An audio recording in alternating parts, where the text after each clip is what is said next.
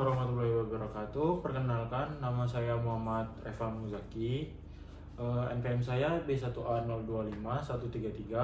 Saya berasal dari kelas C. Di sini saya akan membahas tugas yang bermateri tentang aspek sosiologis dalam penegakan HAM di Indonesia. Oke, yang pertama, bagian pertama. Mengapa kita perlu melihat HAM dari aspek sosiologis? Ketika kita bicara tentang penegakan HAM, banyak orang langsung mengaitkannya dengan hukum, undang-undang, atau peradilan.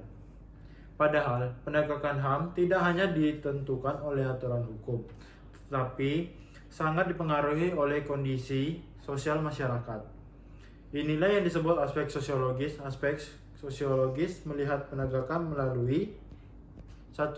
Budaya masyarakat, 2. Nilai dan norma sosial, 3. Relasi dan kekuasaan, 4. Tingkat pendidikan dan kesadaran hukum, 5. Perilaku aparat dan warga dalam kehidupan sehari-hari.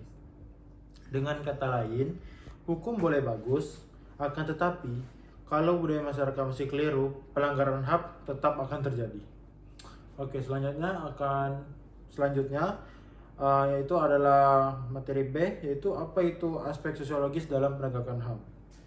Secara sederhana, aspek sosiologis berarti bagaimana kondisi sosial mempengaruhi cara kita memahami, menerapkan, atau bahkan melanggar HAM. Contohnya, 1. Jika masyarakat terbiasa melihat kekerasan sebagai hal yang wajar, maka pelanggaran HAM akan dianggap biasa. 2. Jika masyarakat takut pada aparat, maka hak-hak warga tidak akan diperjuangkan. 3.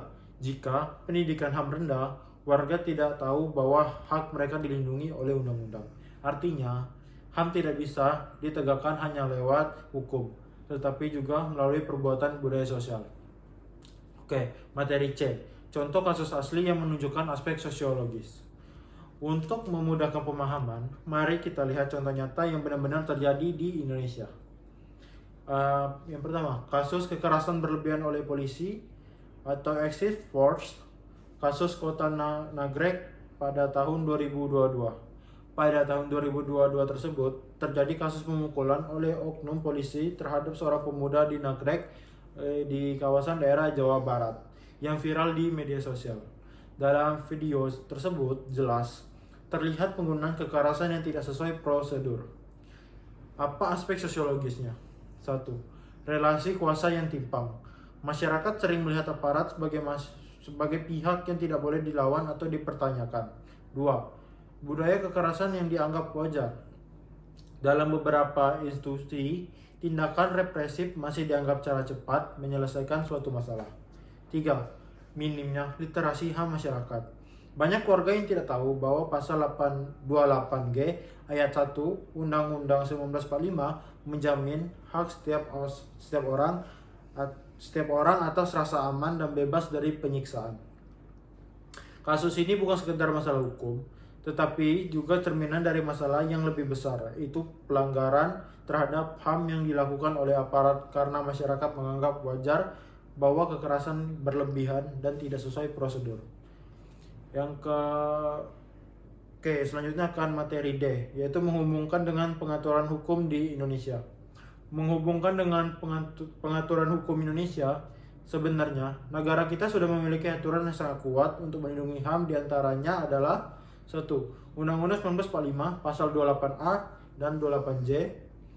Selanjutnya ada juga pasal Undang-Undang nomor 39 tahun 1999 tentang HAM. Selanjutnya ada Undang-Undang nomor 26 tahun 2000 tentang peradilan HAM. Dan selanjutnya ada KUHP. Semua aturan itu tidak akan efektif bila 1. Budaya kekerasan masih dianggap lumrah. 2. Masyarakat takut menuntut haknya. 3. Aparat belum sepenuhnya membangun kultur humanis. Disinilah pentingnya aspek sosiologis. Hukum yang baik membutuhkan masyarakat yang sadar, aparat yang humanis, dan budaya menghargai martabat manusia. Oke, penutup. Sebagai penutup, marilah kita memahami bahwa penegakan HAM bukan hanya urusan pemerintah. Ini adalah tanggung jawab sosial kita semua. 1. Orang tua tidak mendidik anak untuk menghargai sesama. orang tua menghargai anak untuk menghargai sesama. 2. Sekolah mengajarkan budaya anti kekerasan. 3. Aparat menegakkan hukum tanpa penyiksaan. 4. Masyarakat berani menyuarakan haknya sesuai prosedur. Jika budaya sosial membaik, maka hukum akan lebih mudah ditegakkan. Dan ketika hukum dan budaya berjalan seiring, Indonesia akan menjadi negara yang benar-benar menjunjung tinggi martabat manusia. Oke, sekian, terima kasih atas presentasi saya kali ini.